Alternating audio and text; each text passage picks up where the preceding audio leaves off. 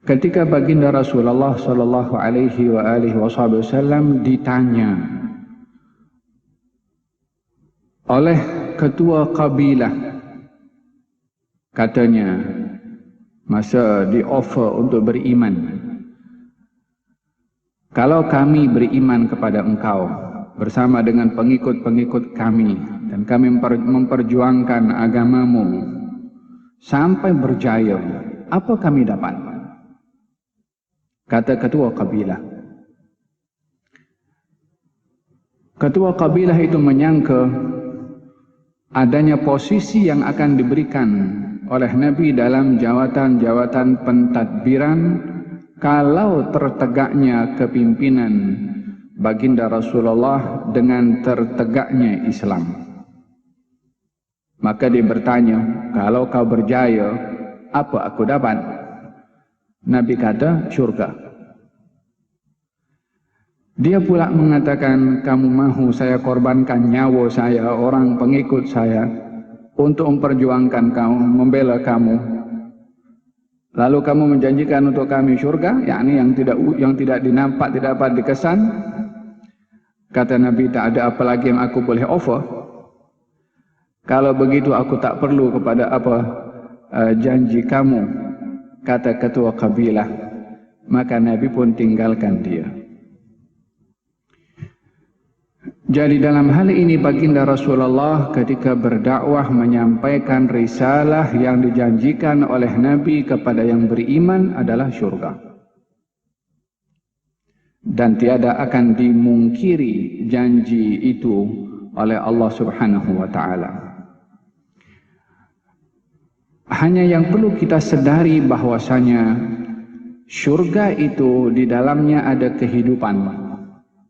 Dan kehidupan manusia ini sebelum sampai ke syurga atau sebaliknya wal'iyadzubillah ke neraka, ada 5 fasa yang akan dilalui oleh manusia di atas muka bumi ini, yakni 5 fasa kehidupan yang akan dilalui oleh setiap insan. Al-Imam Abdullah bin Al-Haddad ada mengatakan bahawa manusia hidup ini melalui 5 proses umur atau 5 fasa. Umur yang pertama, ketika manusia masih berada dalam sulbi Nabi Adam. Adapun yang kedua, ketika manusia berpindah daripada sulbi kepada rahim ibunya sampai ia wafat. Dan yang ketiga, bermula daripada di alam barzakh sampai dibangkitkan. Yang keempat, mula dibangkitkan sampai kepada proses untuk masuk syurga atau masuk neraka. Wal'iyadzubillah. Dan yang kelima, ketika berada di dalam syurga atau neraka. 5 ini yang akan menjadi laluan kepada setiap manusia. Dan kita pada hakikatnya berada pada fasa yang kedua. Sementara yang ketiga, yang keempat, dan yang kelima, yang pada masing-masing fasa itu sangat panjang masanya di barzakh. Walaupun kita tidak dapat untuk nak menghitung berapa tahun karena terputus hitungan kepada orang yang berada di alam barzakh. Yang ada hitungan tahun ni kepada kita di dunia, orang di alam barzakh sudah tak kira lagi dengan hitungan tahun. Kita yang hanya menilai dengan tahun.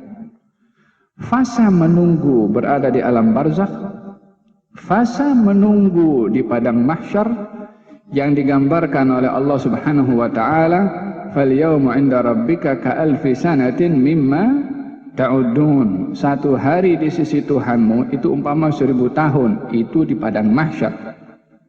Kalau syurga memang tiada lagi penghujung masa lah. Tapi satu hari di padang mahsyar umpama 1000 tahun dalam usia kita di dunia. Jadi fasa yang panjang itu di alam barzakh, di padang mahsyar, itu semuanya di barzakh, di padang mahsyar, dan juga masuknya syurga atau neraka bergantung kepada masa di fasa yang kedua ini yang kita sekarang sedang melaluinya proses umur yang menentukan 3 fasa ke depan. Dan yang menjadi perhatian kepada kita sebagai muslim dan mukmin yang perlu untuk bertafakkur, masa yang panjang di barzakh lebih panjang daripada masa umur yang Allah beri kepada kita di dunia. Masa di akhirat di padang mahsyar jauh lebih panjang lagi berbandingkan masa di barzakh. Apatah lagi masa kita di dunia. Dan yang terakhir, masa yang tak berpenghujung di surga atau di neraka, yang lebih panjang berbandingkan di mahsyar dan lebih panjang berbandingkan di barzakh. Kesemua itu bergantung kepada fasa yang sangat singkat yang digambarkan oleh Nabi, a'mar ummati ma baina 60 ila 70 wa qalilun man jawaza dzalik. Umur umat aku ini antara 60 dan 70 tahun, yakni puratanya, dan sedikit sekali yang melepasinya. Jadi kesimpulannya, untuk kita lalui fasa di barzakh yang panjang, di mahsyar yang panjang, di surga atau neraka yang lebih panjang, bergantung kepada 60, 70 atau lebih sedikit daripada pemberian umur yang Allah beri kepada kita.